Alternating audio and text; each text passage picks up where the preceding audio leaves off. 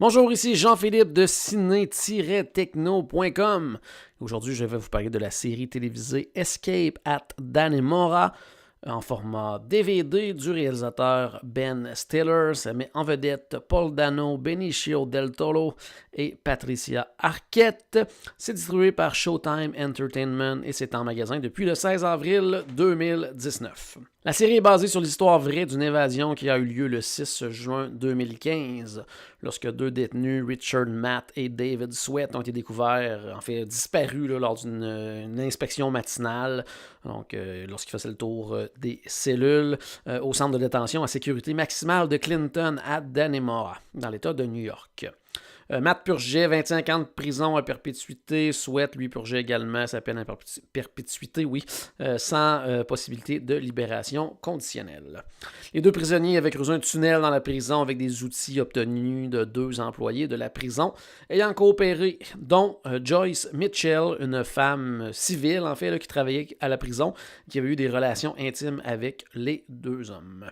J'ai beaucoup aimé la série avec un seul petit bémol.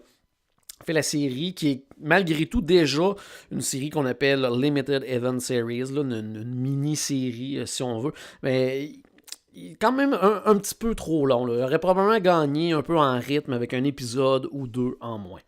La série, comme je le disais, est assez courte, 7 épisodes, mais lorsqu'il est question d'une histoire vraie, on se base sur des faits. Donc c'est parfois difficile de créer des rebondissements ou une certaine tension vraiment d'un épisode à un autre lorsque la série s'étire un peu. Donc certains épisodes traînent un peu en longueur. La série demande un peu de patience au début avant que tout s'installe, mais par la suite, on a vraiment de la difficulté à décrocher de cette histoire complètement folle. C'est un peu une série un peu comme un marathon. On commence tranquillement, mais à la fin, on a quand même une récompense à la fin. On a de la difficulté à croire toute cette histoire, malgré le fait que les deux héros, entre guillemets, de l'histoire, si on peut dire, parce que dans le fond, c'est quand même des criminels notoires, on vient presque quand même à vouloir les voir réussir, à vouloir s'échapper. Donc, à ce niveau-là, c'est vraiment très, très bien réussi. On est vraiment plongé dans leur quotidien, puis on voit vraiment leur façon de vivre, tout ça, puis on espère quelque part justement qu'ils réussissent leur coup. La réalisation de Ben Stiller est plutôt intéressante, malgré, comme je le disais tout à l'heure, les quelques longueurs. Il faut dire qu'il a vraiment misé sur le réalisme et dans la réalité, la vie en prison, c'est long.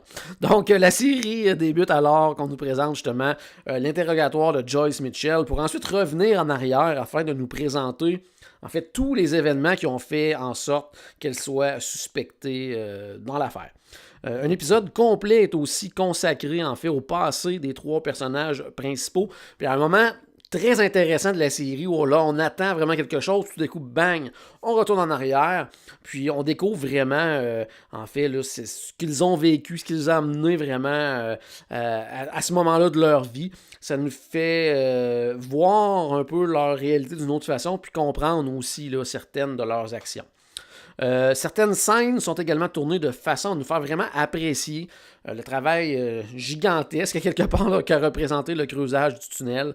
Une scène en particulier qui est en continu, dans laquelle le personnage de Paul Dano fait le chemin de la cellule jusqu'à la sortie du tunnel. C'est vraiment très très long comme séquence, vraiment impressionnant visuellement. La caméra passe du point de vue du personnage à une vue de celui-ci, alors qu'on le voit courir dans les corridors. Vraiment, vraiment, vraiment efficace.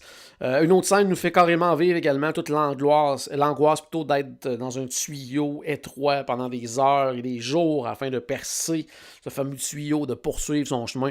Vraiment, vraiment très, très, très bien réussi.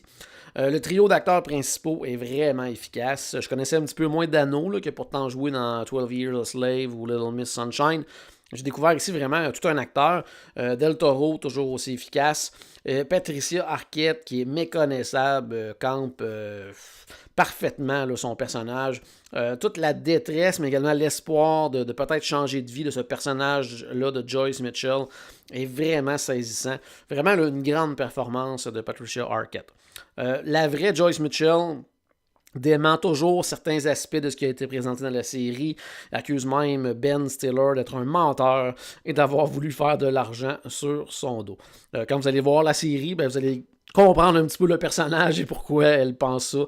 Et vous allez probablement la voir dans votre tête, là, se choquer comme ça envers Ben Stiller. Au niveau des pistes sonores, c'est disponible en anglais seulement 5.1 et des sous-titres également seulement en anglais. Côté supplément, pas beaucoup de choses. Il y a les fameux là, commentaires audio du réalisateur, de certains acteurs et tout ça. Quelque chose que, en tout cas, moi, je suis maintenant, au début, dans les premiers DVD qui offraient ce type de supplément-là, des fois, je passais du temps justement à écouter ça. Tout ça. Maintenant, on dirait que c'est tellement rendu commun qu'on passe rapidement sur ce type de supplément-là. Les deux autres, c'est vraiment, vraiment là, très, très court, quelques minutes à peine. Un petit documentaire qui s'appelle Primary Sources, en fait, une espèce de mélange d'images mais réelles, en fait, d'archives, mélanger un petit peu avec les images du tournage qui nous montrent un petit peu comment on a pu représenter le tout. Et également Making Sweats Run, qui est vraiment un tout petit documentaire de peut-être 2-3 minutes là, qui parle de la réalisation, plutôt de la fameuse scène que je parlais tout à l'heure, dans laquelle on vit avec le personnage de David Sweat, le chemin parcouru de sa cellule à la sortie du tunnel. En conclusion, c'est une série qui demande un certain effort en début de parcours, mais qui est fortement récompensé par la performance magistrale, entre autres, de Patricia Arquette, et une fin de série remplie de tension, particulièrement au cours des 2 derniers épisodes. C'était Jean-Philippe, merci et bon visionnement.